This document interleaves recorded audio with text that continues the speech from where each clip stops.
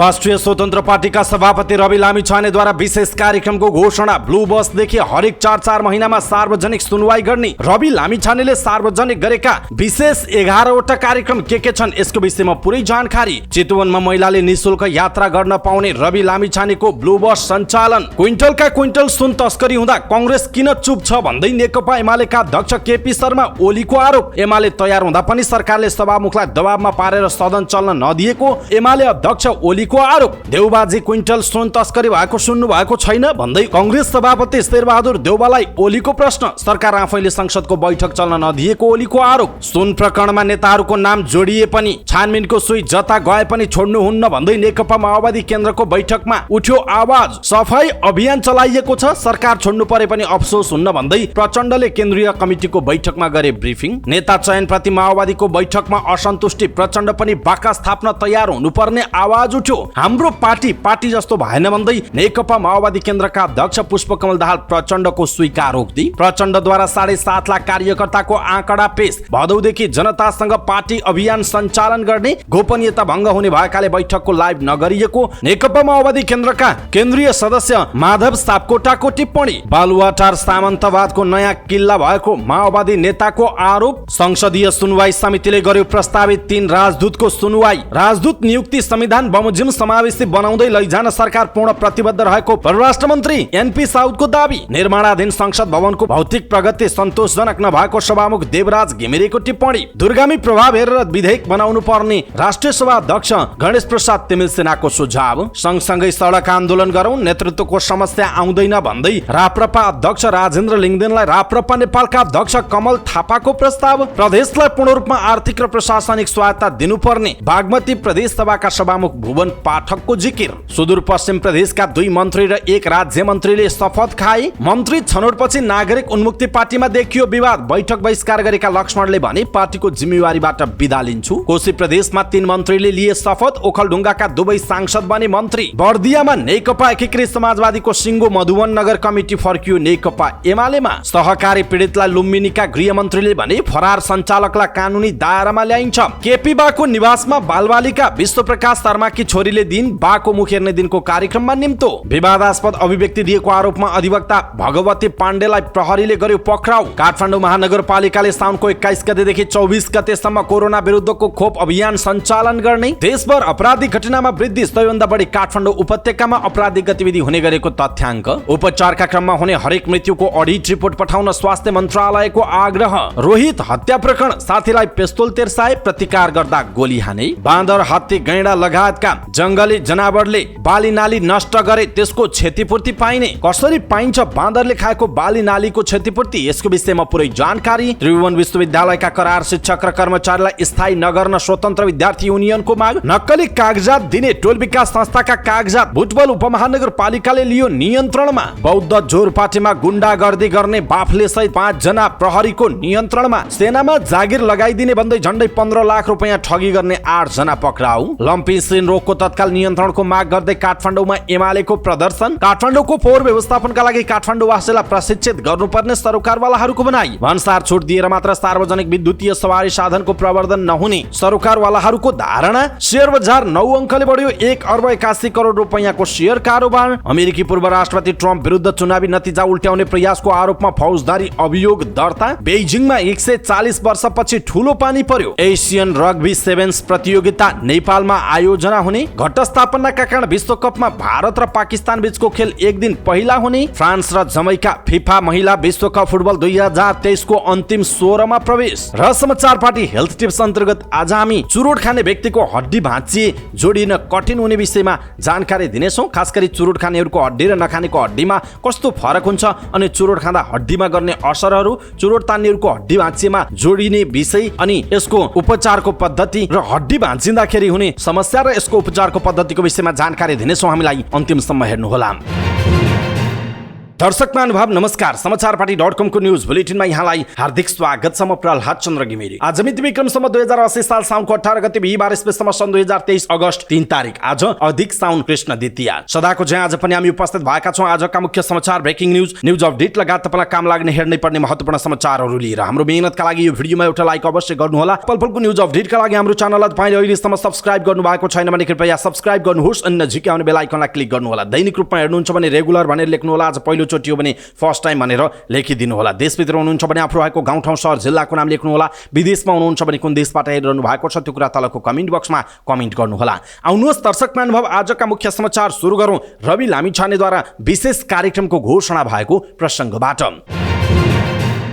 राष्ट्रिय स्वतन्त्र पार्टीका सभापति रवि लामिछानेले आफू निर्वाचित भएको 100 दिनको अवसरमा आफ्नो क्षेत्रका लागि विशेष कार्यक्रम सार्वजनिक गर्नुभएको छ। उहाँले एक कार्यक्रमका बीच निर्वाचन क्षेत्र विशेष कार्यक्रम घोषणा गर्नुभयो। घोषणा गरिएका कार्यक्रममा महिलाका लागि एउटा बस आफ्नो निर्वाचन क्षेत्रमा निःशुल्क सञ्चालन गर्ने उल्लेख गर्नुभएको छ। उक्त बस सञ्चालन भइसकेको छ। पार्टीको झण्डामा प्रयोग भएको रङ नीलो भएकाले बसलाई ब्लू बस भनिएको छ। बसमा महिला मात्र चढ्न पाउनेछन्। बस चितवन क्षेत्र नम्बर 2 का शहरी क्षेत्रमा सञ्चालनमा आउनेछ। बस चढ्नेहरूका लागि कार्ड वितरण गरिनेछ। बसभित्र महिलाका लागि आवश्यक सामग्रीसँगै सांसद लामिछानेलाई चिठी राख्ने ठाउँको व्यवस्था हुनेछ।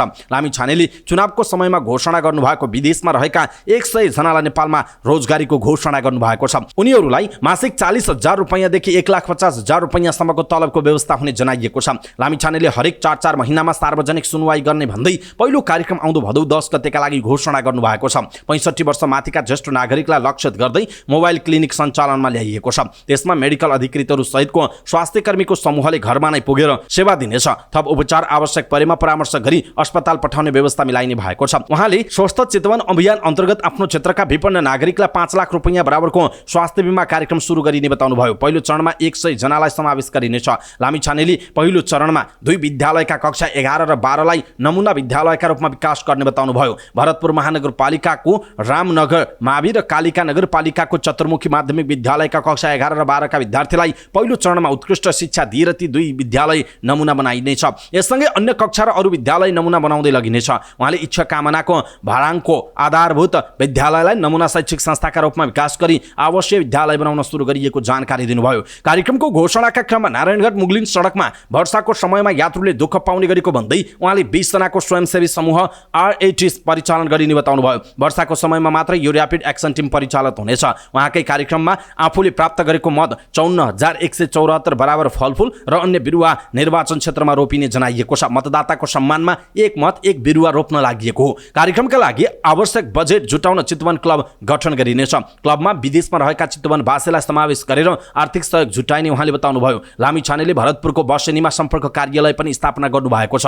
कार्यालयमा प्रमुख कार्यकारी अधिकृतका रूपमा हेमन्त बराललाई नियुक्त गरिएको छ। कार्यालयको लामिछाने सहित पार्टीका नेताले घण्टी बजाएर उद्घाटन गर्नुभयो। लामिछाने पहिलोपटक निर्वाचित भएपछि नागरिकताको विवादका कारण सर्वोच्चको फैसलासँगै पदरुक्त भएको थियो। उपचुनाव भएर दोस्रो पटक निर्वाचित भएको 100 दिन पुगेको अवसरमा रवि लामिछानेले विशेष कार्यक्रम घोषणा गर्नुभएको हो। दर्शक महानुभाव रवि लामिछानेले घोषणा गरेका यी कार्यक्रमप्रति तपाईँको धारणा के छ? आफ्नो धारणा तलको कमेन्ट बक्समा कमेन्ट गर्नुहोला। खास गरी उहाँले गरेको कार्यक्रममा धेरै व्यक्तिहरूले सामाजिक सञ्जालमा सराहना गरेका छन्, सपोर्ट गरिरहेका छन्, तर केही व्यक्तिहरूले अझै पनि उहाँको विरोधहरू गरिरहेका छन्। खास गरी स्वतन्त्र रूपमा लोकतान्त्रिक मुलुकमा सबै मानिसहरूले सबै नागरिकहरूले आफूलाई लागेको कुरा स्वतन्त्र रूपमा आफ्ना विचारहरू राख्न पाउँछन्। यसको पनि हामीले सम्मान गर्नुपर्छ। तपाईँ देश तथा विदेश जहाँबाट हेरिरहनु भएको छ रवि लामिछानेको कामलाई तपाईँहरूले धेरै नै खास गरी नजिकबाट हेरिरहनु भएको छ अथवा विरोधी भए पनि उहाँलाई समर्थन गर्ने भए पनि सबैले नजिकबाट हेरिरहनु भएको छ। तर यो 100 दिन पुगेको अवसरमा उहाँले घोषणा गरेका जुन 11 वटा कार्यक्रम छन् यसप्रति तपाईँ के भन्नुहुन्छ? कृपया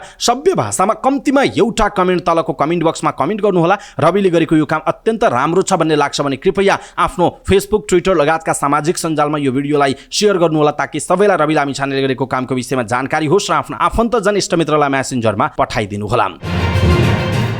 यसैबीच चितवन क्षेत्र नम्बर 2 बाट दोस्रो पटक निर्वाचित भएको 100 दिनको अवसर पारेर राष्ट्रिय स्वतन्त्र पार्टीका सभापति रवि लामिछानेले विभिन्न कार्यक्रम घोषणा गर्नुभयो। क्षेत्र नम्बर 2 लक्षित कार्यकारी अधिकृतको नियुक्ति र पदस्थापनादेखि स्वास्थ्य बीमा, महिलाहरूका लागि निःशुल्क बस, 65 वर्ष नआएका वृद्धहरूका लागि घरमै पुगेर निःशुल्क स्वास्थ्य जाँच, नमुना विद्यालय निर्माण लगायतका कार्यक्रम घोषणा गर्नुभयो। निर्वाचित भएको 100 दिनसम्मको तयारीपछि उहाँले घोषणा गरेका कार्यक्रम कार्यालय सञ्चालन, कार्यकारी अधिकृत जस्ता विषय निर्वाचित क्षेत्र सांसदको खर्च बढाउने गरी सार्वजनिक भएका छन्। 32 सिटी निजी बसलाई मासिक 1,35,000 रुपैयाँ भाडा तिर्ने गरी भाडामा लिएको सांसद रवि लामिछानेका स्वकीय सचिव प्रकाश सेकदेलले जानकारी दिनुभयो। सो बसमा महिलाहरू मात्रै चढ्न पाउनेछन् र उनीहरूले बसको भाडा तिर्नु पर्दैन। भाडामा चल्ने बसको पुरानो स्वरूपको रङलाई बदलेर राष्ट्रिय स्वतन्त्र पार्टीको चिन्ह नीलो रङ लगाइएको छ। स्वकीय सचिव सिगदेलका अनुसार हरेक दिन बिहान बस कालिका नगरपालिकाको शक्तिखोरदेखि चल्न सुरु गरेर झुटपानी, खोलेसिमल, पदमपुर हुँदै भरतपुर पुग्नेछ। भरतपुरको बाइपास रोड, सरकारी अस्पताल, 24 कोटी, पुलचोक, पोखरा बस पार्क, देवघाट,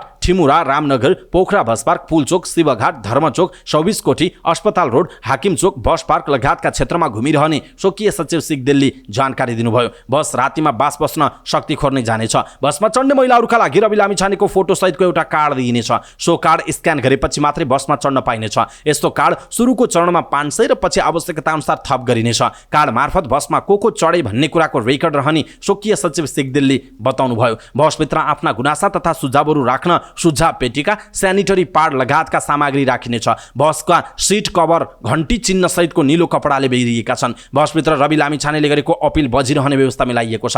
अहिले हाल एउटा बस मात्र चलाएर परीक्षण गर्ने र पछि आवश्यकता अनुसार बसहरू थप्दै लैजाने योजना रहेको सांसद लामिछानेले बताउनुभयो। लामिछानेले चुनाव जितेको 100 दिनको अवसरमा गरिब तथा विपन्न नागरिकका लागि 5 लाख बराबरको स्वास्थ्य बीमा, 65 वर्षभन्दा माथि उमेरका वृद्ध वृद्धा र अशक्तलाई घरमा नै गएर स्वास्थ्य जाँच गर्ने एक भ्यान सहितको चिकित्सकीय टोली पनि बनाउनु भएको छ। जहाँ एकजना MBBS चिकित्सक सहितको यस्तो टोलीले हरेक दिन विभिन्न टोलमा पुगेर स्वास्थ्य जाँच गर्ने तथा अस्पतालसम्म लैजानका लागि सहयोग गर्ने र आवश्यक स्वास्थ्य सल्लाह समेत दिने लामिछानेले बताउनुभयो। विदेशमा रहेका 100 जनालाई नेपालमा रोजगारी दिने कार्यक्रमहरू उहाँले सुनाउनुभयो। सांसद लामिछानेले विदेशमा रहेका नेपालीलाई स्वदेशमा नै कामको अवसर दिन विभिन्न निजी सङ्घ संस्थाहरूसँग कर्मचारी आवश्यकताको माग गरेर त्यसलाई सार्वजनिक गर्नुभयो। अहिले 100 जनालाई विभिन्न संस्थामा रोजगारी दिने भनेर उहाँले विज्ञापन गर्नु भएको छ। विभिन्न स्वदेशी तथा विदेशी पत्रिकामा विज्ञापन दिएको दाबी गर्नुभएका लामिछानेले उनीहरूलाई निःशुल्क रूपमा नेपाल ल्याएर मासिक 40,000 देखि 1.5 लाख रुपैयाँसम्म तलब दिने भनिएको छ। लामिछानेले सूचनामा कुन सङ्घ संस्थाका लागि कामदार मागिएको हो भन्ने खुलाउनु भएको छैन। उहाँले निर्वाचनमा प्रतिबद्धता गरे अनुसार बेलायतबाट उच्च शिक्षा हासिल गरेर स्वदेश आएका कार्यकारी निर्देशकका रूपमा हेमन्त बराललाई पनि छनौट गरेको बताउनुभयो। 400 बढी आवेदनबाट अन्तर्वार्ता लिएर सूचना प्रविधि तथा डेटा सेन्टर कन्सल्टेन्ट भएर काम गरेका बराल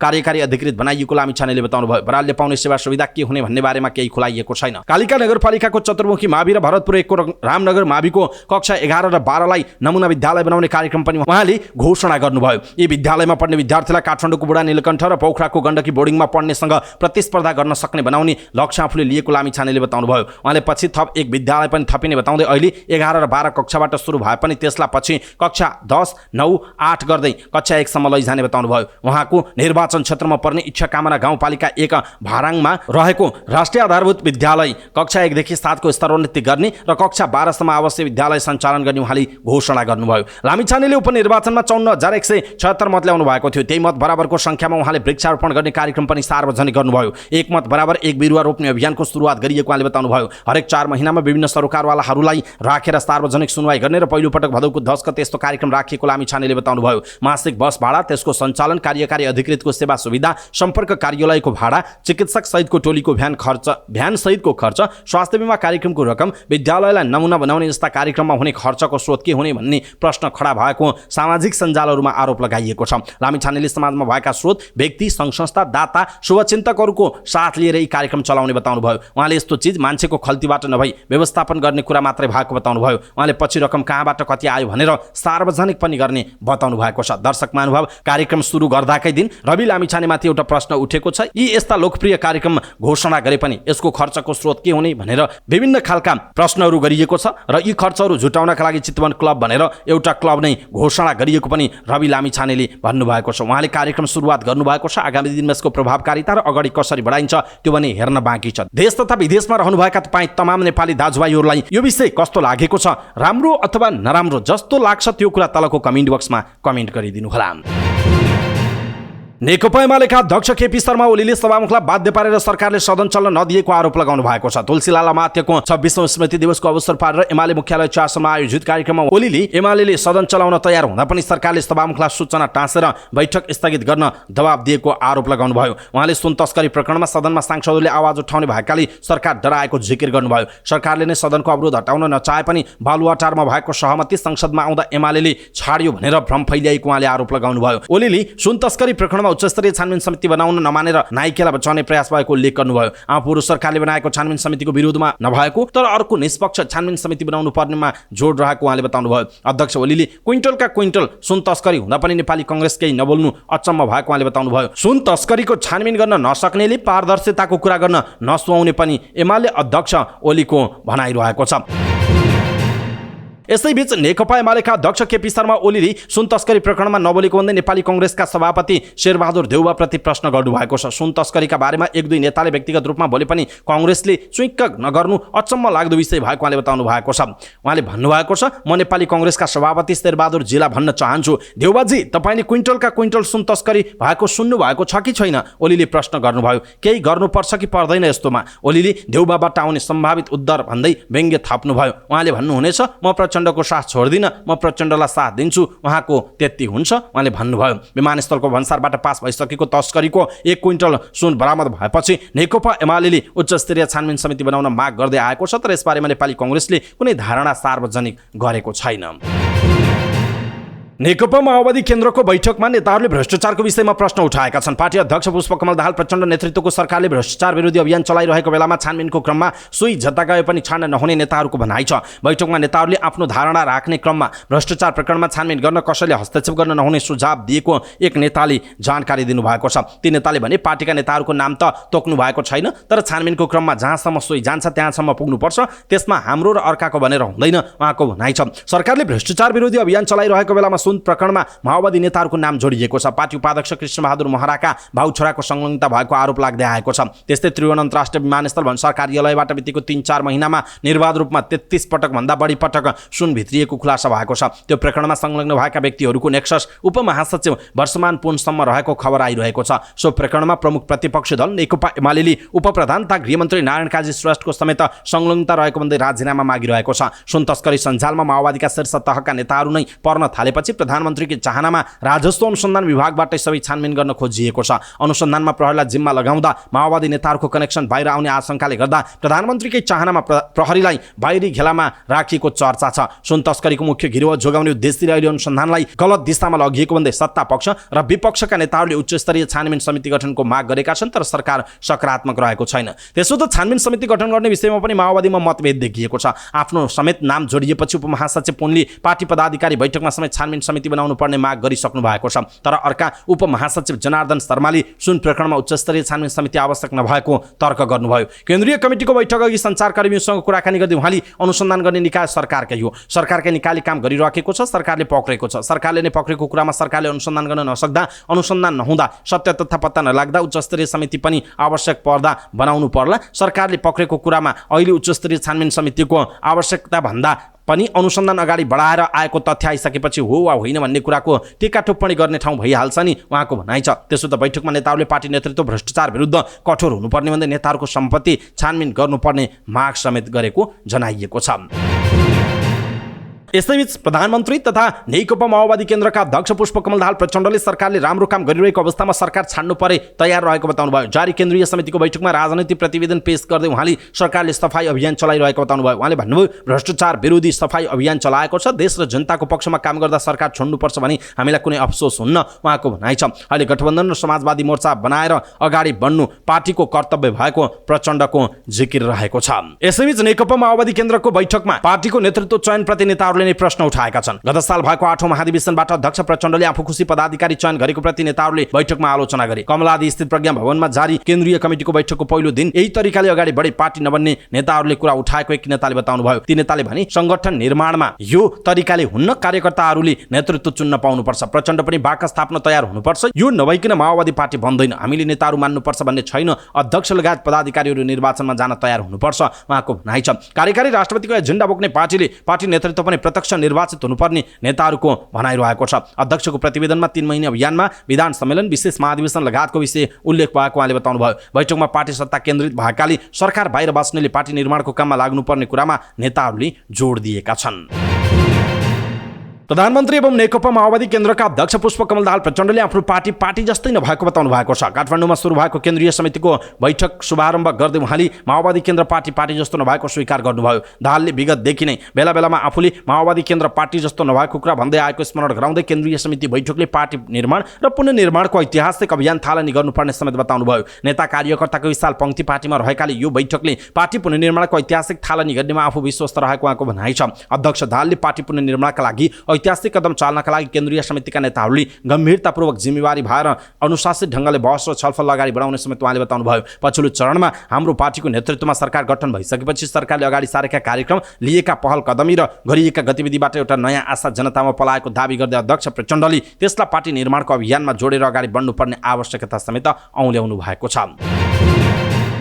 यसैबीच नेकपा माओवादी केन्द्रले जनतासँग पार्टी अभियान चलाउने भएको छ। प्रधानमन्त्री समेत रहनुभएका पार्टी अध्यक्ष पुष्पकमल दाहाल प्रचण्डले सांगठनिक प्रतिवेदन पेश गर्दै भदौदेखि कार्तिकसम्म 3 महिने अभियान चलाउने प्रस्ताव गर्नुभयो। अभियानमा जनताको गुनासो र सुझावलाई लिएर मक्सिरमा पार्टी सुदृढ गर्नका लागि विधान सम्मेलन गर्ने माओवादीको तयारी छ। जनतासँग गरेको बाचा अनुसार सरकार र पार्टीले गरेको कामलाई लिएर अभियानमा हरेक नेता कार्यकर्ताले जनताको घर दैलोमा पुग्नुपर्ने प्रचण्डको प्रस्ताव छ। पार्टीलाई सुदृढ गर्ने, विधिसम्म सञ्चालन गर्ने बारे पार्टीले महत्त्वपूर्ण निर्णय लिने उपमहासचिव वर्षमान पुनले बताउनु भएको छ। यस्तै बैठकमा प्रचण्डले 7,52,956 कार्यकर्ताको आँकडा पेश गर्नु भएको छ। प्रतिवेदनमा कोशीमा 79,601, मधेसमा 1,16,975, बागमतीमा 1,47,353, गण्डकीमा 66,687, लुम्बिनीमा 1,12,910, कर्णालीमा 85,774 र सुदूरपश्चिममा 80,482 जना पार्टी सदस्य रहेको उहाँले जानकारी दिनुभयो। विधि सम्मत बनाउनका लागि 22 जना महिला केन्द्रीय समितिमा थप्ने, फागुनसम्ममा विशेष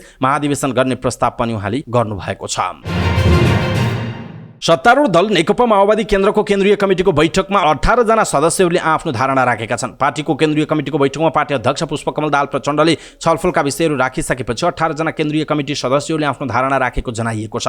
दाहालले संगठनात्मक संरचना भद्दा र चुस्त नभएको र अब चुस्त बनाएर लैजानुपर्ने धारणा राखेको केन्द्रीय कमिटी सदस्य माधव साहब कोटाले बताउनुभयो। उहाँले एकपटक पार्टी पङ्क्तिलाई वडा स्तरमा फर्काउने र 3 महिनाको अभियान सञ्चालन गरी विधान सम्मेलनका बारेमा छलफल भइरहेको बताउनुभयो। उहाँले बैठक लाइभ गर्नु भनेको मूल आत्मालाई मार्नु भएकाले बैठक लाइभ नगरिएको बताउनु भएको छ। केन्द्रीय सदस्य सापकोटाले बैठकको लाइभ गर्दा गोपनीयता भङ्ग हुने भएकाले यस्तो नगरेको उहाँले बताउनुभयो। नेकपा माओवादी केन्द्रको केन्द्रीय समितिको बैठकमा एक केन्द्रीय सदस्यले अध्यक्ष पुष्पकमल दाहाल प्रचण्ड नयाँ सामन्तवादी बनेको आरोप लगाउनुभयो। पार्टीको केन्द्रीय समितिको बैठकमा आफ्नो धारणा राख्ने क्रममा केन्द्रीय सदस्य तथा प्रवास समन्वय समितिका कार्यवाहक इन्चार्ज लक्ष्मण पन्तले प्रधानमन्त्रीको सरकारी निवास बालुवाटारलाई नयाँ सामन्तवादको किल्ला बनेको आरोप लगाउनु भएको हो। बालुवाटार नयाँ सामन्तवादको किल्ला बन्यो। राजतन्त्रको अन्त्य भएर गणतन्त्र आएपछि नारायण रेड्डी दरबारको ठाउँमा बालुवाटार सामन्तवादको नयाँ किल्लामा परिणत भएको छ उहाँले भन्नुभएको छ। अध्यक्ष प्रचण्डले केन्द्रीय समिति बैठकमा प्रस्तुत गरेको मौखिक राजनैतिक प्रतिवेदनमाथि टिप्पणी गर्दै पन्तले सरकारमा रहेका नेताहरूलाई गोप्य तवरले डिल गर्न सजिलो हुने भएकाले आफन्तहरूलाई निजी सहायकमा राखेको भन्दै असन्तुष्टि व्यक्त गर्नुभयो। सत्तामा रहेका नेताहरूले आफूलाई डिलिङमा सजिलो हुने भएकाले आफन्तहरूलाई निजी सहायकमा नियुक्त गरेका छन्। दाहालको निजी सहायक दाहाल हुनु, नारायण काजी श्रेष्ठको निजी सहायक सुरेश काजी श्रेष्ठ हुनु संयोग मात्र होइन उहाँले भन्नुभयो। यस्तै बैठकले नेताहरूका परिवारका सदस्यलाई निजी वा स्वकीय सचिवमा नराख्ने निर्णय गर्न म बैठक समक्ष माग गर्छु उहाँको भनाइ छ। उहाँले कर्मचारीमा नायब सुब्बाको सरुवामा पनि अध्यक्षका परिवारका सदस्यहरूको रुचि रहने गरेको आरोप लगाउनु भयो। पन्तले आगामी 4 देखि 6 महिनाभित्र पार्टी महाधिवेशन गरेर अध्यक्षसहित सिङ्गो केन्द्रीय समितिलाई पुनः निर्वाचित गराउन समेत माग गर्नुभयो। साथै उहाँले मलेसियाका 93 वर्षका महाथिर मोहम्मद, अमेरिकाका 100 वर्षका हेनरी किसिन्जर, भारतमा कङ्ग्रेसका अध्यक्ष 81 वर्षका मल्लिकार्जुन खड्गे अझै पनि सक्रिय राजनीतिमा रहेको भन्दै प्रचण्डलाई पनि 80-85 वर्षको उमेरसम्म राजनीतिमा सक्रिय हुनुपर्ने बताउनु भएको छ। संसदीय सुनवाई समितिले 3 देशको राजदूतमा प्रस्तावित व्यक्तिहरूको सुनवाई गरेको छ। समितिको बैठकले न्युयोर्क स्थित संयुक्त राष्ट्रसङ्घका लागि नेपालको स्थायी नियोगका राजदूत स्थायी प्रतिनिधिमा नियुक्तिका लागि प्रस्तावित लोकबहादुर थापाको सुनवाई गरेको। त्यस्तै स्विजरल्यान्डका लागि आवासीय राजदूतमा प्रस्तावित रामप्रसाद सुवेदी र फ्रान्सका लागि आवासीय राजदूत सुधीर भट्टराईको पनि सुनवाई गरेको छ। प्रस्तावित राजदूतहरूले आफूले जिम्मेवारी पाएमा 2 देशबीचको सम्बन्धलाई थप सुदृढ गर्न भूमिका खेल्ने बताएका छन्। फ्रान्सका लागि आवासीय राजदूतका लागि प्रस्तावित सुधीर भट्टराईले फ्रान्स युरोपेली सङ्घको महत्त्वपूर्ण सदस्य भएको भन्दै नेपाल सम्बन्धी छलफलमा नेपालको पक्षमा फ्रान्सबाट लबिङ हुने अवस्था सृजना गर्ने बताउनु भयो। उहाँले 2 देश बीचमा उच्चस्तरीय राजनैतिक भ्रमणहरू गराउन पहल गर्ने पनि बताउनु भएको छ। भट्टराईले 2 देशको परराष्ट्र मन्त्रालय बीच स्थापित भएका संयन्त्रका बैठक तथा यसका निर्णयहरूलाई समन्वय र अनुगमन गर्ने पनि बताउनु भएको छ। परराष्ट्र मन्त्री एनपी साउदले राजदूत नियुक्तिमा पनि संविधानको मर्म र भावना अनुरूप समावेशी सिद्धान्तलाई आत्मसात गर्दै लैजान नेपाल सरकार पूर्ण रूपमा प्रतिबद्ध रहेको बताउनु भएको छ। संघीय संसद प्रतिनिधि सभा अन्तर्गतको संसदीय सुनवाई समितिको बैठकमा बोल्दै उहाँले सो प्रतिबद्धता व्यक्त गर्नुभएको हो। मन्त्री साउदले नेपाल सरकार सबै प्रकारका नियुक्तिहरूलाई संवैधानिक व्यवस्था अनुसार समावेशी बनाउन प्रतिबद्ध रहेको उल्लेख गर्दै राजदूत नियुक्तिमा पनि सोही बमोजिम काम गर्न सरकार पूर्ण रूपमा प्रतिबद्ध रहेको उल्लेख गर्नुभयो। उहाँले नेपालको संविधानले राज्यका सबै क्षेत्रहरूलाई समावेशी बनाउने सिद्धान्त अंगीकार गरेपछि नेपाल परराष्ट्र सेवा समावेशिताको नमुनाको रूपमा रहेको दाबी समेत गर्नुभयो। मन्त्री साउदले हाल मन्त्रालयमा रहेको 17 सहसचिवहरू मध्ये 6 जना समावेशी सिद्धान्तको आधारमा छनौट भई कार्यरत रहेको पनि समितिलाई जानकारी गराउनुभयो। त्यसैगरी 50 उपसचिवहरू मध्ये 31 जना समावेशी कोटाबाट आएको उहाँको भनाइरहेको छ। मन्त्री साउदले हाल 26 देशमा कार्यरत राजदूत मध्ये समावेशी सिद्धान्तकै आधारमा महिला 3, जनजाति 4, मधेसी 1, अपाङ्गता भएका व्यक्ति 1 जना रहेको विवरण पनि समिति समक्ष पेश गर्नुभयो।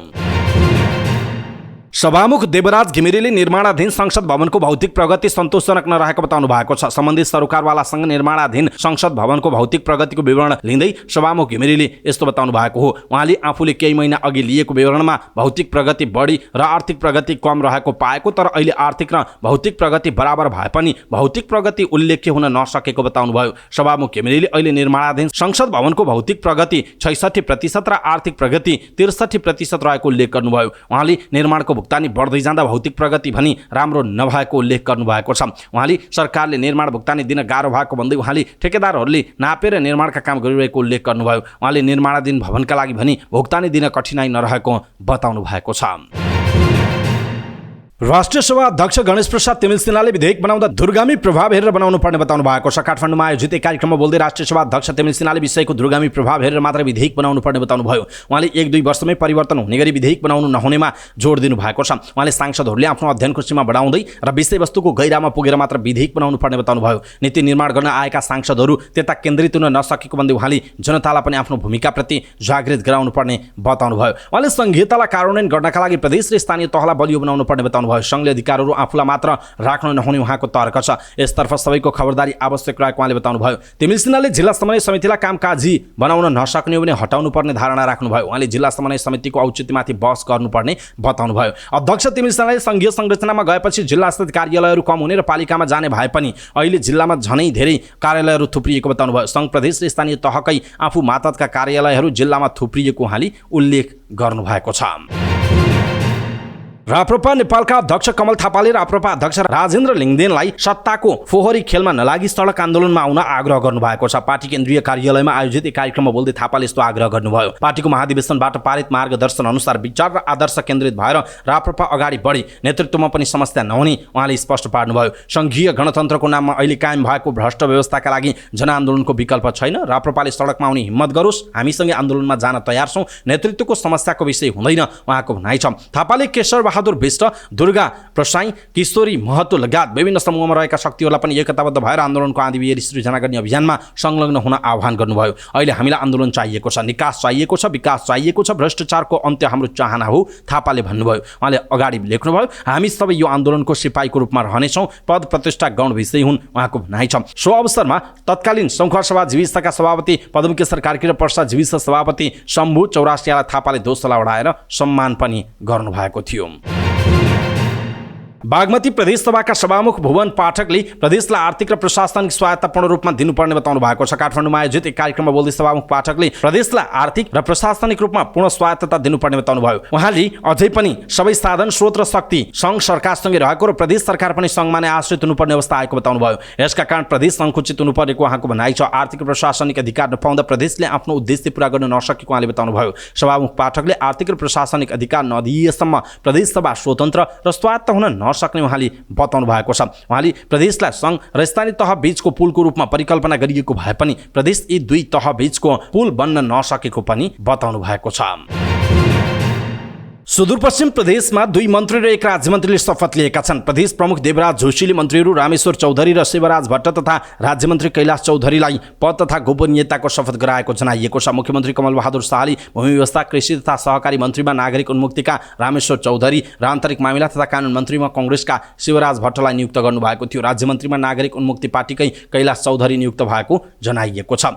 यसैबीच नागरिक उन्मुक्ति पार्टी सरकारमा सहभागी भएको छ। नागरिक उन्मुक्ति पार्टीका तर्फबाट रामेश्वर रामेश्वर चौधरी भूमि व्यवस्था कृषि तथा सहकारी मन्त्री र राज्य मन्त्रीमा कैलाश चौधरी नियुक्त हुनु भएको छ। नागरिक उन्मुक्ति पार्टी सरकारमा सहभागी भएकै दिन पार्टीमा विवाद सुरु भएको छ। पार्टीबाट सरकारमा सहभागी हुँदा योगदानको मूल्याङ्कन नभएको भन्दै नागरिक उन्मुक्ति पार्टीका सांसद लक्ष्मण किशोर चौधरीले विरोध जनाउनु भएको छ। टिकापुरमा बसेको बैठकले यसअघि नै टुङ्गाइसकेको मन्त्रीहरूको नामलाई सदर गरेको थियो। उक्त बैठकमा संरक्षक रेशम चौधरी, वरिष्ठ उपाध्यक्ष तथा प्रवक्ता दामोदर पण्डित, प्रतिनिधि सभा सदस्य गंगा चौधरी समेत सहभागी हुनुहुन्थ्यो। सांसद लक्ष्मण किशोर चौधरीले विधि र पद्धति अनुसार मन्त्रीको नाम छनौट नभएको भन्दै विरोध बैठकमै असहमति जनाउनु भयो। लगत्तै उहाँ बाहिरिनु भयो। मलाई हस्ताक्षर गर्न भन्नुभयो, मेरो सहमति छैन भनेर म हस्ताक्षर नगरी बाहिर निस्केँ। उहाँले भन्नुभयो, मन्त्री बन्नेहरूप्रति मेरो विरोध होइन, तर पार्टीमा विधि र पद्धति नदेखिएपछि मैले विरोध गरेको उहाँको भनाइ छ। बैठकमा आफूलाई मुख्यमन्त्रीको आश्वासन पनि दिएको, तर मुख्यमन्त्री हुने बेलामा आफूलाई संसदीय दलको नेता समेत नबनाएको भन्दै उहाँले बैठकमै पार्टी नेताहरूको आलोचना गर्नुभयो। चौधरी अहिले नागरिक उन्मुक्ति पार्टीका केन्द्रीय उपाध्यक्ष तथा संगठन विभाग प्रमुख हुनुहुन्छ।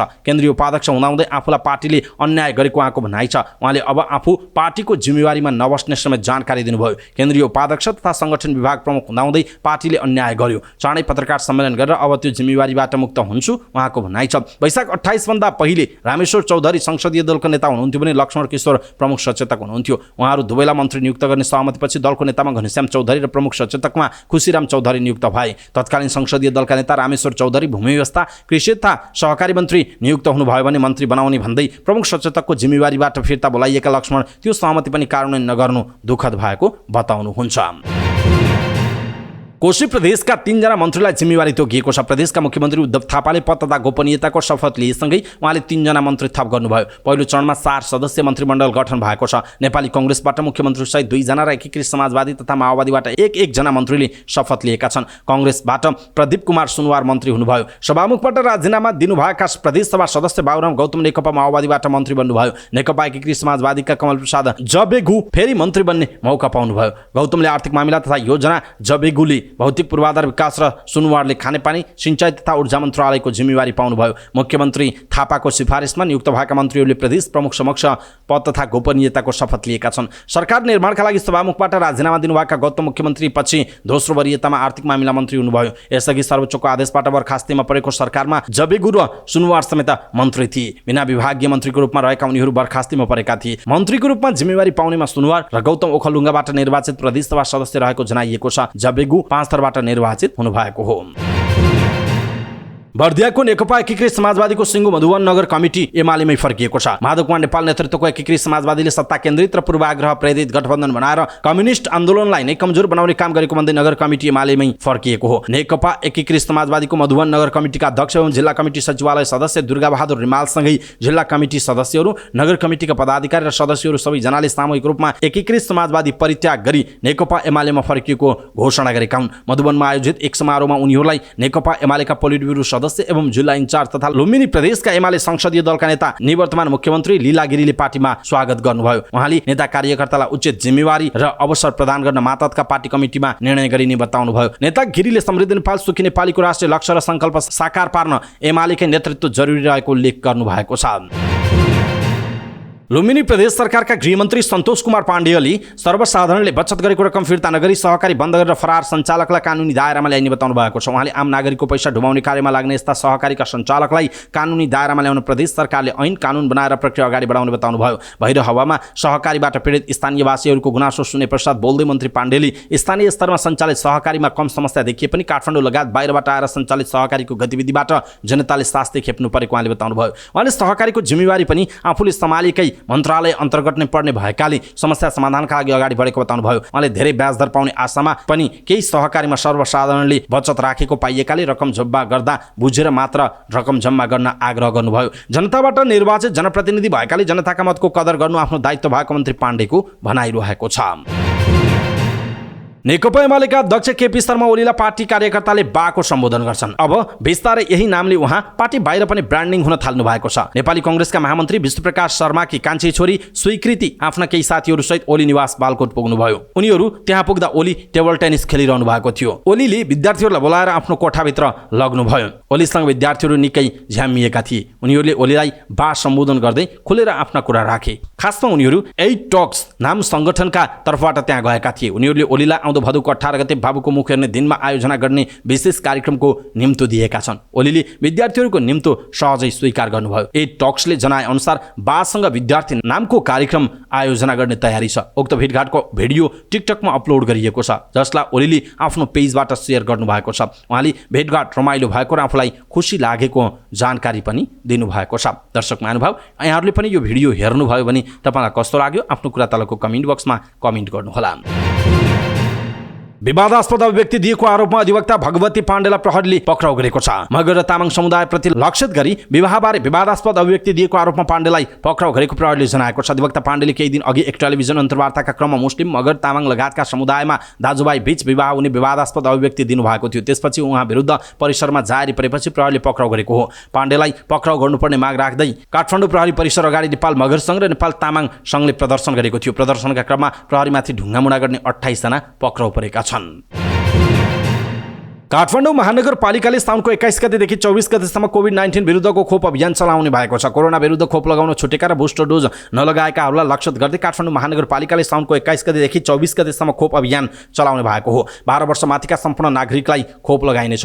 महानगरपालिकाका अनुसार वडा नम्बर 6, 11, 12, 14, 15, 17, 19, 31 र 32 नम्बर वडाभित्र खोप लगाइनेछ। यसअघि कोरोना विरुद्धको खोप लगाउन छुटेका र बुस्टर डोज नलगाएका काठमाडौँमा बसोबास गर्ने सबै खाले नागरिकले खोप लगाउन सक्नेछन्। जस अन्तर्गत वडा नम्बर 11 को त्रिपुरेश्वर स्थित विश्व निकेतन विद्यालय, वडा नम्बर 17 को वडा कार्यालय, वडा नम्बर 31 को शहरी स्वास्थ्य क्लिनिक भीमसेन गोला, वडा नम्बर 14 को शहरी स्वास्थ्य प्रवर्धन केन्द्र कुलेश्वर, वडा नम्बर 6 को वडा कार्यालय, वडा नम्बर 12 को कुमुदिनी मावि टेकु, वडा नम्बर 32 को वडा कार्यालय र वडा नम्बर 15 को सामुदायिक स्वास्थ्य सेवा स्वयम्भूमा खोप अभियान सञ्चालन गरिनेछ। बुधबार स्वास्थ्य सेवा विभागमा भएको कोभिड-19 विरुद्धको खोप सम्बन्धी कार्ययोजना गोष्ठीमा स्वास्थ्य सेवा विभाग, बाल स्वास्थ्य तथा खोप शाखा प्रमुख डाक्टर अभियान गौतमले अहिलेसम्म दोस्रो मात्रा 88% लगाइसकेको जानकारी दिनुभयो। उहाँले बुस्टर डोजको पहिलो मात्रा 43% र दोस्रो र चौथो मात्रा 6% लगाएको बताउनुभयो। उहाँले खोप प्रवर्धनका लागि अन्य कार्ययोजना बनाएर अगाडि बढेको पनि बताउनु भएको छ। नेपालमा अपराधिक घटनामा वृद्धि भएको पाइएको छ। प्रहरी प्रधान कार्यालयको पछिल्लो तथ्याङ्क अनुसार पछिल्लो 2 वर्षको तथ्याङ्क हेर्दा अघिल्लो वर्षभन्दा 10,000 बढी अपराधका घटना प्रहरीमा दर्ता भएका छन्। गएको आर्थिक वर्ष 2079-80 मा 56,319 विभिन्न प्रकृतिका अपराधिक घटना भएका छन्। प्रहरी प्रधान कार्यालयका अनुसार ती घटनामध्ये 33,063 वटा घटनाको फर्चौट भएको छ भने 23,000 बढी मुद्दा फर्चौट हुन बाँकी छ। त्यसको अघिल्लो आर्थिक वर्ष 2078-79 मा भने 46,902 वटा घटना दर्ता भएका थिए। प्रहरीको केन्द्रीय प्रवक्ता एवं प्रहरी नायब महानिरीक्षक DIG कुबेर कडायतले घटना उजुरी दर्ताका हिसाबले अघिल्लो आर्थिक वर्षभन्दा गएको आर्थिक वर्षमा बढेको बताउनुभयो। उहाँका अनुसार सबैभन्दा बढी काठमाडौँ उपत्यकामा 16,000 बढी घटना दर्ता भएको बताइएको छ। त्यसपछि मध्य प्रदेशमा 9,000 बढी र कोशी प्रदेशमा 8,000 बढी घटना दर्ता भएको प्रहरी प्रधान कार्यालयले जनाएको छ। प्राप्त विवरण अनुसार CIB मा 43, काठमाडौँ उपत्यकामा 16,627, कोशी प्रदेशमा 8,720, मध्य प्रदेशमा 9,844, बागमती प्रदेशमा 4,679, गण्डकी प्रदेशमा 4,177, लुम्बिनी प्रदेशमा 6,997, कर्णाली प्रदेशमा 1,729 र सुदूरपश्चिम प्रदेशमा 3,503 उजुरी दर्ता भएको छ। प्रवक्ता कडायतले भन्नुभयो, अन्य घटना खास त्यसरी बढेका छैनन्। जघन्य अपराध पनि बढेको छैन, त्यही ब्याङ्किङ कसुर, साइबरजन्य अपराध भने बढेको छ। पैसा नभएको ब्याङ्कका चेक दिएको उजुरी परेको संख्या निकै बढेको उहाँले बताउनुभयो। प्रहरीको विवरण अनुसार ब्याङ्किङ कसुरका मात्रै 12,135 घटना दर्ता भएको छ। त्यस्तै ज्यान सम्बन्धीका कसुर नै 8,000 बढीको भएको छ। झन्डै 7,000 आत्महत्याका घटना भएका छन्। चोरी सम्बन्धी घटना नै 3,600 भन्दा बढी भएको छ भने 6,000 बढी संगठित तथा आर्थिक अपराधका रहेको जनाइएको छ। त्यसैगरी 11,000 बढी सामाजिक अपराधका घटना भएको छ। महिला तथा बालबालिका सम्बन्धी 4,000 बढी अपराध भएको तथा सवारी सम्बन्धी 2,000 घटना भएको प्रहरीको अभिलेखमा उल्लेख गरिएको छ। अब अस्पतालमा उपचारका क्रममा हुने प्रत्येक मृत्युको अडिट रिपोर्ट तयार गर्नुपर्ने भएको छ। तयार भएको रिपोर्ट स्वास्थ्य सेवा विभागमा पठाउनु पर्नेछ। स्वास्थ्य तथा जनसङ्ख्या मन्त्रालयले सबै अस्पतालहरूलाई उपचाररत बिरामीको मृत्यु भएमा मृत्युको कारण पहिचान गरी प्रतिवेदन पठाउन आग्रह गरेको छ। स्वास्थ्य मन्त्रालयको मङ्गलबारको सचिव स्तरीय निर्णय अनुसार स्वास्थ्य मन्त्रालयकी वरिष्ठ अस्पताल नर्सिङ प्रशासक शकुन्तला प्रजापतिले सबै अस्पताललाई अस्पतालमा मृत्यु भएकाको मृत्यु विवरण, मृत्युको कारण पहिचान प्रतिवेदन पठाउन पत्राचार गर्नुभयो। स्वास्थ्य मन्त्रालयले सबै सङ्घीय, प्रादेशिक, स्थानीय र निजी तथा सामुदायिक अस्पतालहरूलाई स्वास्थ्य संस्थामा उपचारको क्रममा मृत्यु भएकाको मृत्यु कारण पहिचान गरी त्यसको प्रतिवेदन पठाउन पत्राचार गरेको हो। उक्त प्रतिवेदन स्वास्थ्य सेवा विभागको उपचारात्मक सेवा महाशाखामा पठाउन मन्त्रालयले आग्रह गरेको छ। उक्त रिपोर्टले मृत्युको ट्रेन्ड कस्तो छ, कुन रोग के कारणले बढी मृत्यु हुँदो रहेछ भन्ने यथार्थ जानकारी हुने भएकाले मृत्यु अडिट गर्न लागेको मन्त्रालयका अधिकारीहरूको भनाइरहेको छ। गत साउन 5 मा विराटनगर महानगरपालिका 5 का रोहित चौधरीको 28औं जन्मदिन थियो। बिहान आफन्तलाई लड्डु बाँडेर उनी साथीसँग घुम्नका लागि निस्के। उनीहरू दुवैजना नोबेल मेडिकल कलेजमा काम गर्थे। त्यो दिन छुट्टी लिएर उनीहरू धनकुटाको मूलघाट गए। फर्काउँदै गर्दा धरान इटहरी सडक खण्डको सेउती खोलाको पुल तरेपछि रोहित मोटरसाइकल रोकेर पिसाब गर्न जङ्गलभित्र पसे। साथी बाटोमै पर्खिरहेकी थिइन्। फर्केर आउँदा रोहितले साथीको गर्दनमा खुकुरी राखेर 3 जना केटाहरूले घेरेको देखे। साथीहरूको साथमा रहेका गहना र सामान खोसेपछि दौडिएर आएर सामान खोस्नेमाथि जाए लागे। 3 जनाको समूहमा रहेका दीपक तिमिलसिनाले रोहितलाई समाते। अन्य दुईले उनको साथीको साथमा रहेको पर्स, मोबाइल र सेक्री खोसे। पिस्तोल तेर्साएर समाते पनि उनले प्रतिकार गरे। रोहितले प्रतिकार गर्दा तिमिलसिनाले गोली चलाइदिए। घटना साउन 5 गते करिब 5:15 बजेतिरको हो। गोली लागेर घाइते रोहितको बीपी कोइराला स्वास्थ्य विज्ञान प्रतिष्ठान धरानमा उपचारका लागि लगियो, तर चिकित्सकले मृत्यु घोषणा गरे। रोहितको हत्यामा संलग्न भएको आरोपमा प्रहरीले 2 जनालाई पक्राउ गरेको छ। 1 जना फरार छन्। कोशी प्रदेश प्रहरी कार्यालय विराटनगरका डीआईजी राजेशनाथ वास्तोलाले लुटपाटपछि हत्या भएको बताउनुभयो। हत्यामा संलग्नताको आशंकामा लेटाङ नगरपालिका 1 घर भएका 35 वर्षीय दीपक तिमिसिना र धरान उपमहानगरपालिका 14 का 34 वर्षीय अनसन तामाङलाई पक्राउ गरिएको छ। लुटपाटको प्रतिकार गर्दा हत्या भएको देखिन्छ उहाँले भन्नुभयो। पक्राउ परेका दुवै लागु औषध प्रयोगकर्ता रहेको डीआईजी वास्तोलाले बताउनुभयो। पक्राउ परेका तिमिसिना जबरजस्ती करणी मुद्दामा 10 वर्ष र अनसन लागु औषध मुद्दामा 6 महिना कारागार बसेर फर्किएका हुन्। प्रहरीका अनुसार तिमिसिना कैद सजाय काटेर 2 महिना अघि मात्र छुटेका थिए। जिल्ला प्रहरी कार्यालय सुनसरीका प्रहरी उपरीक्षक प्रभु ढकालका अनुसार लागु औषध प्रयोगकै क्रममा तिमिसिना र तामाङ बीच नहडा भन्ने स्थानमा चिन्जान भएको थियो। त्यसपछि उनीहरू नजिकै लुटपाट गर्ने योजना बनाएर भारतको फारबिसगञ्जबाट पिस्तोल लिएर आए। पछिल्लो महिना उनीहरूले 3 फरक स्थानमा पिस्तोल देखाएर लुटपाट गरेको बताइएको छ। ती स्थानमा सफल पनि भए। प्रहरीले निगरानी बढाएपछि भने साउनको 5 गते स्थान परिवर्तन गरेर सेउती पुल नजिकै पुगेका थिए। डीआईजी वास्तोलाका अनुसार पक्राउ परेकाहरू सिलसिलेवार चोरी र लुटपाटको घटनामा संलग्न छन्। उहाँका अनुसार असारको 8 गते धरान उपमहानगरपालिका 17 खैरेनी जङ्गलमा नहडाबाट धरान आउँदै गरेकी 1 महिलाको साथबाट सुनका गहना र नगद लुटपाट गरेका थिए। असार 23 गते धरान 17 को खैरेनी जङ्गलमा धरानबाट प्रकाशपुरतर्फ जाँदै गरेका श्रीमतीलाई रोकेर सुनका गहना, नगद र मोबाइल फोन लगायतका सामग्री लुटपाट गरेका थिए। उनीहरूले असारको 31 गते धरान उपमहानगरपालिका 17 कै काला बजार सडक खण्डमा एक पुरुषलाई रोकेर 52,000 रुपैयाँ नगद, 5,000 रुपैयाँको प्रसुतिका औषधि, कपडा, चेकबुक लगायतका सामग्री लुटपाट गरेको जनाइएको छ। तीनवटै घटनामा उनीहरूले पिस्तोल र घरेलु हतियार प्रयोग गरेका थिए। प्रहरीका अनुसार सोही समूहले सुनसरीको कालाबन्जारदेखि मोरङको पथरीसम्मको जङ्गलको भित्री सडकमा लुटपाटको धन्दा चलाइरहेको जनाइएको छ। देशभर मकै भित्र्याउने बेला बाँदरबाट बाली जोगाउने कृषकलाई हम्मी परेको छ। बाँदरको यो आतंकबारे संसदमा समेत पटक आवाज उठिरहेको छ। यस्तै आतंकबाट पीडित कृषकका लागि पनि अब केही राहत पनि हुने भएको छ। सरकारले बाँदरका कारण बाली नालीमा पुगेको क्षतिपूर्ति दिने भएको छ। सरकारले वन्यजन्तुबाट हुने मानवीय तथा पशुपालकलाई दिइने राहत रकम विस्तार र वृद्धि गर्दै नयाँ निर्देशिका वन्यजन्तुबाट भएको क्षतिको राहत वितरण निर्देशिका 2080 कार्यान्वयनमा ल्याएको जनाइएको छ। साउनको 1 गतेदेखि कार्यान्वयनमा आएको यो निर्देशिका अनुसार अब बाँदर र नीलगाईका कारण समेत बालीमा क्षति पुगी राहत दिने प्रावधान ल्याइएको छ। यसअघि 14 वटा जङ्गली जनावरका कारण मानवीय संरचना तथा बालीमा क्षति भई राहत दिने प्रावधान रहेको थियो। अब यसलाई विस्तार गर्दै 16 वटा जनावर पुर्याइएको छ। बालीमा क्षति पुर्याउँदा क्षतिपूर्ति दावी गर्न पाइने जनावरको संख्या यसअघि 5 वटा रहेकोमा अब 7 पुर्याइएको छ। यसपटक बाँदर र नीलगाईलाई पनि त्यो सूचीमा थपिएको छ। राष्ट्रिय निकुञ्ज तथा वन्यजन्तु संरक्षण विभागका उपमहानिर्देशक अजय कार्की देशैभर बाँदरका कारण बाली नालीमा क्षति पुग्दा कृषक पीडित बनेको गुनासोका आधारमा क्षतिपूर्ति हुने व्यवस्था गरिएको जनाइएको छ। अब बाली नालीमा क्षति पुर्याएको अवस्थामा हात्ती, गैंडा, भालु, जङ्गली बँदेल, अर्ना, नीलगाई र बाँदरले क्षति पुर्याई अब राहत पाइने जनाइएको छ। दर्शक महानुभाव, यसप्रति तपाईँको धारणा के छ? आफ्नो धारणा तलको कमेन्ट बक्समा कमेन्ट गर्नुहोला। क्षतिपूर्ति पाइने तर कसरी क्षतिपूर्ति लिने भन्ने पनि हुनसक्छ, कसरी निवेदन दिने भन्ने पनि हुनसक्छ। निर्देशिका अनुसार वन्यजन्तुबाट भएको क्षतिको राहतका लागि राष्ट्रिय निकुञ्ज, आरक्ष, संरक्षण क्षेत्र वा मध्यवर्ती क्षेत्रको हकमा सम्बन्धित कार्यालय वा अन्य क्षेत्रको हकमा डिभिजन वन कार्यालयमा निवेदन दिन सकिने जनाइएको छ। निवेदनबारे मूल्याङ्कन गरी 1 महिनाभित्र सम्भव भएसम्म बैंक मार्फत नै राहत रकम उपलब्ध गराइने निर्देशिकामा उल्लेख रहेको छ। त्रिभुवन विश्वविद्यालय केन्द्रीय क्याम्पसको स्वतन्त्र विद्यार्थी युनियन सोभियुले करारमा कार्यरत शिक्षक र कर्मचारीलाई स्थायी नगर्न आग्रह गरेको छ। उसले त्रिभुवनमा आवश्यक शिक्षक र कर्मचारी सेवा आयोग मार्फत नै पदपूर्ति गर्नुपर्ने बताएको छ। सोभियु सभापति श्यामराज ओझाले विज्ञप्ति जारी गर्दै सेवा आयोगमा पदाधिकारी नभएका बेला करार कर्मचारीलाई शिक्षकलाई आन्तरिक मूल्याङ्कनका नाममा स्थायी गर्ने प्रक्रिया अगाडि बढाएको भन्दै आपत्ति जनाउनुभयो। यस्ता क्रियाकलापले त्रिभुवनको शैक्षिक गुणस्तर र छविमा ह्रास आउने सोभियुले विज्ञप्तिमा उल्लेख गरेको छ। सोभियुले प्रतिस्पर्धात्मक बाटोबाट त्रिभुवन सेवा आयोगमा प्रवेश गर्न योग्य जनशक्तिलाई निरुत्साहित निरुत्साहित गर्ने र विश्वविद्यालयले शैक्षिक गुणस्तर धराशायी बनाउने काम नगर्न पनि सोभियूले खबरदारी गरेको छ। सेवा आयोगबाट पदपूर्ति नगरी आंशिक करार हुँदै स्थायी गराउने परिपाटीले आर्थिक चलखेल तथा राजनीतिक पूर्वाग्रहपूर्ण ढङ्गले शिक्षक र कर्मचारी भर्ती हुने सोभियूको भनाइरहेको छ।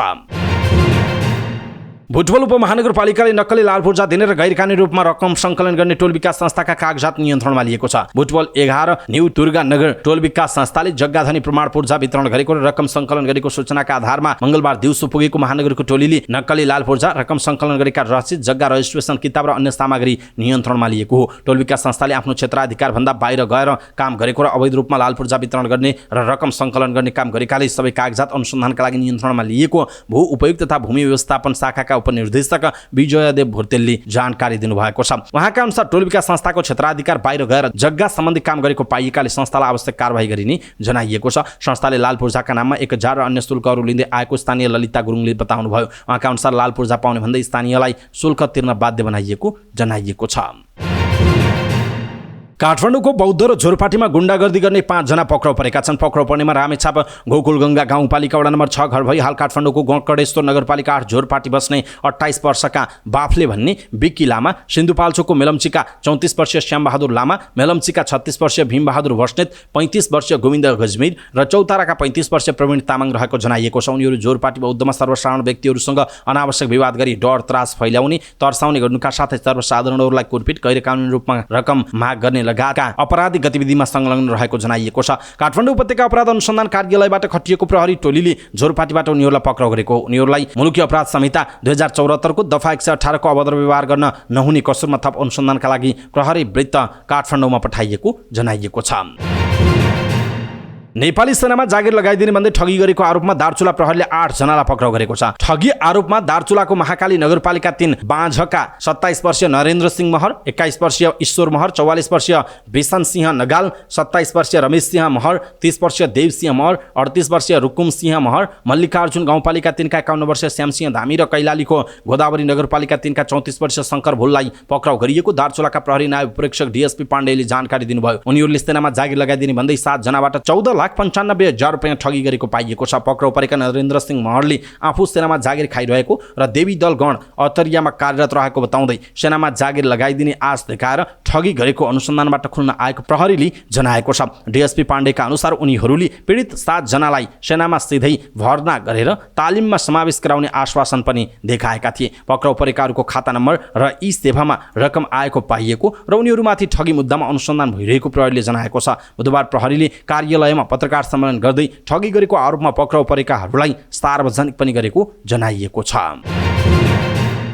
नेकपा एमाले काठमाडौँ महानगरपालिका कमिटीले लम्पी स्किन रोगको तत्काल नियन्त्रणका लागि सरकारले प्रभावकारी कदम चाल्नुपर्ने भन्दै प्रदर्शन गरेको छ। काठमाडौँको माइतीघर मण्डलमा भेला भएर उनीहरूले सरकारले लम्पी स्किन रोग नियन्त्रणका लागि सरकारले प्रभावकारी कदम चाल्न नसकेको बताएका हुन्। उनीहरूले लम्पी स्किन देशव्यापी रूपमा फैलिसक्दा समेत सरकारले आवश्यक चासो नदेखिएको गुनासो गरेका छन्। प्रदर्शन कार्यक्रममा बोल्दै बागमती प्रदेशका पूर्व मन्त्री रामेश्वर फुयालले लम्पी स्किन महामारी देशभर फैलिसक्दा समेत सरकार कानमा तेल हालेर बसेकाले सरकारको ध्यान आकर्षण गराउन प्रदर्शन गरेको बताउनुभयो। उहाँले देशभरका किसानहरूलाई समस्या पर्दा सरकारलाई दुख्न नसकेको उल्लेख गर्नुभयो। कार्यक्रममा बोल्दै काठमाडौँ महानगरपालिकाका पूर्व मेयर विद्यासुन्दर साक्यले देशको आर्थिक अवस्था थला परिरहेको बेलामा लम्पी स्किन रोगले सताइरहेको भन्दै सरकारले आवश्यक ध्यान दिनुपर्ने बताउनुभयो। उहाँले रोग नियन्त्रणका लागि सरकारले प्रभावकारी कदम चाल्न नसकेको र पशु वस्तुमा क्षति पुगेका किसानलाई आवश्यक क्षतिपूर्ति दिनुपर्ने उहाँले बताउनुभयो। कार्यक्रममा बोल्दै अखिल नेपाल किसान महासङ्घका अध्यक्ष प्रेम ढङ्गालले लम्पी स्किन रोगको तत्काल नियन्त्रण गर्न सरकारले प्रभावकारी कार्यक्रम ल्याउन नसकेको बताउनुभयो। उहाँले पशुलाई लम्पी स्किनको खोप दिन पनि सरकारले ढिलासुस्ती गरिरहेको आरोप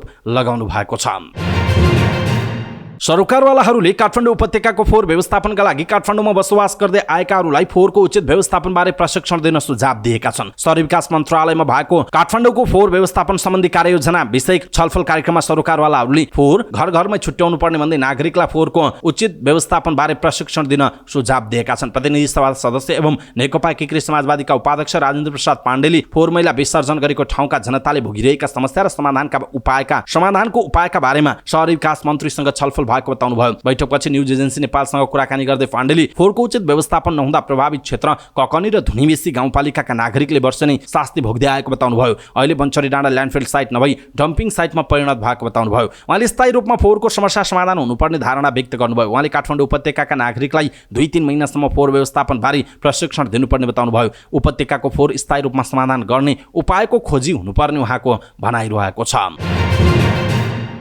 सार्वजनिक विद्युतीय सवारी साधनलाई भन्सार छुट दिएर मात्र प्रवर्धन गर्न नसकिने सरोकारवालाहरूले बताएका छन्। काठमाडौँमा निजी र सार्वजनिक सवारी साधनको प्रयोगमा देखिएका समस्या र समाधान विषयक अन्तर्क्रिया कार्यक्रममा बोल्दै उनीहरूले यस्तो बताएका हुन्। सरोकारवालाहरूले सरकारले सार्वजनिक निजी विद्युतीय सवारीको विकास र वृद्धिका लागि कर छुटसहित उपयुक्त नीति सरकारले बनाउन आवश्यक रहेको बताएका हुन्। उनीहरूले नेपालका छिमेकी भारत र चीनमा विद्युतीय सवारी साधन सञ्चालनको नीति नै बनाएर विद्युतीय सवारी साधन सञ्चालन भइरहेको भन्दै नेपालमा पनि सरकारले विद्युतीय सवारी साधन नीति बनाउन आवश्यक रहेको बताएका हुन्। उनीहरूले सरकारले विद्युतीय सवारी साधनमा दिएको कर छुट पनि कम भएको भन्दै वर्तमानमा कायम रहेको कर छुट कम गर्न सके विद्युतीय सवारी साधनमा आकर्षण बढ्ने बताउनुभयो। सरोकारवालाहरूले पछिल्लो समय नेपालमा पनि निजी विद्युतीय सवारी साधनको प्रयोग उच्च रूपमा वृद्धि भएको बताएका छन्। उनीहरूले सार्वजनिक विद्युतीय सवारी साधनमा सञ्चालनमा सरकारले निजी क्षेत्रलाई सहयोग गर्न आवश्यक रहेको बताएका हुन्। कार्यक्रममा यातायात विज्ञ आशिष गोजुरेलले नेपालमा विद्युतीय ऊर्जा उत्पादनको प्रचुर सम्भावना भएकाले विद्युतीय सवारी साधनमा जानुपर्ने बाध्यता रहेको बताउनुभयो। उहाँले पछिल्लो समय नेपालमा विद्युतीय सवारी साधनमा आकर्षण बढेको पनि बताउनु भएको छ। शेयर बजार नेप्से बुधबार सामान्य बढेको छ। शेयर बजार परिसूचक नेप्से बुधबार 9.25 अङ्कले बढेर 2086.84 बिन्दुमा पुगेको छ। जलविद्युत व्यापार र लघुवित्त बाहेक अरू सबै समूहको शेयर सामान्य बढेको छ। सबैभन्दा धेरै आरबीबी म्युचुअल फन्ड 1 र स्ट्यान्डर्ड चार्टर बैंकको शेयर 4% भन्दा धेरैले बढेको छ। समग्रमा बजार बढे पनि प्रभु स्मार्ट फन्डको शेयर 10% ले ओह्रालो लागेको छ। 269 वटा कम्पनीका 93,61,000 किता शेयर 1,81,24 रुपियाँमा कारोबार भएका छन्। सबैभन्दा धेरै शिवम सिमेन्टको 11,19 लाख रुपियाँको शेयर किनबेच भएको जनाइएको छ। अमेरिकी पूर्व राष्ट्रपति ट्रम्प विरुद्ध चुनावी नतिजा उल्टाउने प्रयासको आरोपमा फौजदारी अभियोग दर्ता भएको छ। ट्रम्पमाथि अमेरिका विरुद्ध षड्यन्त्र, साँची, छेडछाड र नागरिक स्वतन्त्रता विरुद्ध षड्यन्त्र सहित 4 आरोपहरू रहेको बीबीसीले जनाएको छ। मुद्दाको प्रतिरक्षाका लागि ट्रम्प आउँदो बिहीबार वाशिंटन डीसीको अदालत उपस्थित हुने जनाइएको छ। पुनः राष्ट्रपतिको उम्मेदवार प्रस्तुत गरेका ट्रम्पले भने आफूले केही गलत नगरेको भन्दै आफूमाथि लगाइएको आरोपलाई बकवास भन्दै आएका छन्। ट्रम्पलाई गोप्य कागजात र आफ्नो बारेमा जानकारी लुकाउन पोर्न स्टारलाई पैसा तिरेको 2 वटा मुद्दामा यसअघि अभियोग लगाइएको थियो। चुनावी मामिलासँग सम्बन्धित अनुसन्धानले हार र वाशिंटनको दंगा बीच 2 महिनाभित्र ट्रम्पको गतिविधि के थियो भन्नेमा केन्द्रित बीबीसीले जनाएको छ। 21 जनवरीमा जो बाइडेनको विजयपछि ट्रम्पका समर्थकहरूले संसदमा आक्रमण पनि गरेका थिए। चीनको राजधानी बेइजिङ लगायत आसपासका क्षेत्रमा परेको मुसलधारे वर्षा 140 वर्षपछि भएको मौसम विज्ञान विभागका अधिकारीहरूले जनाएका छन्। बेइजिङ मौसम विज्ञान विभागका अनुसार आँधी सहित चाङपिङको वाङजियायुआन जलाशय आसपासको क्षेत्रमा 744.8 मिलिमिटर वर्षा भएको छ। सन् 1983 मा 609 मिलिमिटर पानी परेको थियो। राजधानी र आसपासका क्षेत्रमा गएको शनिबारदेखिको मुसलधारे वर्षाबाट 13 करोड चिनिया प्रभावित भएको उल्लेख छ। वर्षाको यो अभिलेखको 40 घण्टाको रहेको उल्लेख छ। राजधानी बेइजिङ र छिमेकी हेवेई प्रान्तमा 9,74,400 जना विस्थापित भएका छन्। वर्षामा कमी आएसँगै नदीमा जलस्तर पनि घट्दै गएको छ। अधिकारीहरूले जोखिम सूचक तहबाट पानीको सतह तल झरेको पनि बताएका छन्। साथै उनीहरूले सर्वसाधारणलाई सचेत गराउने चेतावनीका सूचना पनि हटाएका छन्। बाढी पहिरोमा कम्तीमा 20 जनाले ज्यान गुमाएका छन् भने कयौं घाइते भएका छन्। राजधानीका 1 लाख बाढी पीडितको उद्धार गरिएको छ भने रेलमा अलपत्र परेका यात्रीलाई हेलिकप्टरबाट खानेकुरा खसाएर सहयोग गरिएको थियो। साथै उनीहरूलाई सैनिक जवानले उद्धार गरेका थिए। उद्धारका क्रममा मंगलबार 2 जनाले बेइजिङमा ज्यान पनि गुमाएको जनाइएको छ। नेपालमा लगातार दोस्रो वर्ष उमेर समूहको एसियन रग्बी सेभेन्स प्रतियोगिता हुने भएको छ। एसिया रग्बीको आयोजना तथा नेपाल रग्बी संघको व्यवस्थापनमा एसिया अन्डर 20 महिला तथा पुरुष रग्बी सेभेन्स प्रतियोगिता हुने भएसँगै नेपालमा लगातार दोस्रो वर्ष उमेर समूहमा एसियाली प्रतिस्पर्धा हुन लागेको जनाइएको छ। गत वर्ष भने नेपालले एसिया अन्डर 18 महिला तथा पुरुष रग्बी सेभेन्स प्रतियोगिता आयोजना गरेको हो। पछिल्लो समय विश्व रग्बीको पूर्ण सदस्यता प्राप्त गरेसँगै नेपालले अन्डर 20 को प्रतियोगिता आयोजना गर्न लागेको छ। उक्त प्रतियोगिता आगामी भदौ 2 र 3 गते त्रिपुरेश्वर स्थित दशरथ रङ्गशालामा हुने नेपाल रग्बी संघले जनाएको छ। एसियन अन्डर 20 रग्बी सेभेन्स प्रतियोगितामा Bharat, Thailand, Malaysia, Chinese Taipei, Hong Kong, Uzbekistan र नेपाल गरी 7 राष्ट्रले प्रतिस्पर्धा गर्ने जनाइएको छ। यद्यपि पुरुषतर्फ 7 राष्ट्रको चुनौती रहँदा महिलामा भने 3 राष्ट्र आयोजक नेपाल, थाइल्यान्ड र मलेसियाको मात्र सहभागिता रहने नेपाल रग्बी संघले जनाएको छ। प्रतियोगिता आयोजनाका लागि करिब 72 लाख रुपैयाँ खर्च हुने संघको अनुमान छ। प्रतियोगिताका विजेताले ट्रफी प्राप्त गर्नेछन्। एसिया रग्बीको सदस्यता प्राप्त गरेका 35 राष्ट्रका रग्बी संघहरूले यस प्रतियोगिताको प्रत्यक्ष प्रत्यक्ष प्रसारण गर्नेछन्। प्रतियोगिताका लागि नेपाली अन्डर-20 महिला तथा पुरुष राष्ट्रिय टोलीको बन्द प्रशिक्षण पोखरामा भइरहेको छ। श्रीलङ्कन प्रशिक्षक सेन बेजिनसिंघले गत असार 15 गतेबाट दिइरहेको उक्त प्रशिक्षण निकै प्रभावकारी रहेकाले टोलीले राम्रो नतिजा ल्याउने विश्वास रहेको नेपाल रग्बी संघले जनाएको छ। हाल महिला र पुरुषतर्फ समान 20 खेलाडी पोखरामा हाई पर्फर्मेन्स प्रशिक्षणमा छन्। उनीहरूमध्ये अन्तिम 15 टोलीले आगामी प्रतियोगितामा प्रतिस्पर्धा गर्ने जनाइएको छ। आईसीसी क्रिकेट विश्वकप 2023 में भारत र पाकिस्तान बीचको खेल एक दिन पहिले हुने भएको छ। समाचार एजेन्सी एएनआईले ESPN क्रिक इन्फोलाई उद्धृत गर्दै भनेको छ, अब यो खेल अक्टोबर 15 को सट्टा अक्टोबर 14 तारिकमा हुनेछ। अक्टोबर 15 नवरात्रिको पहिलो दिन घटस्थापना हो। त्यसैले सुरक्षा निकायको सल्लाहमा भारत र पाकिस्तान खेलको मिति परिवर्तन गर्न दुवै देश सहमत भएका हुन्। आईसीसीले परिमार्जित तालिका सार्वजनिक नगरे पनि पाकिस्तान क्रिकेट बोर्ड यो परिवर्तन गर्न सहमत भएको खबरमा उल्लेख छ। यो खेल अहमदाबादको नरेन्द्र मोदी स्टेडियममा हुनेछ। भारत र पाकिस्तान बीचको खेल तालिका परिवर्तनले पाकिस्तानको यसअघि श्रीलङ्कासँगको खेल पनि प्रभावित हुनेछ। यो खेल पहिले नै तय गरिएको हैदराबाद स्टेडियममा हुनेछ, तर अक्टोबर 12 को सट्टा अक्टोबर 10 मा गर्ने तयारी भएको जनाइएको छ।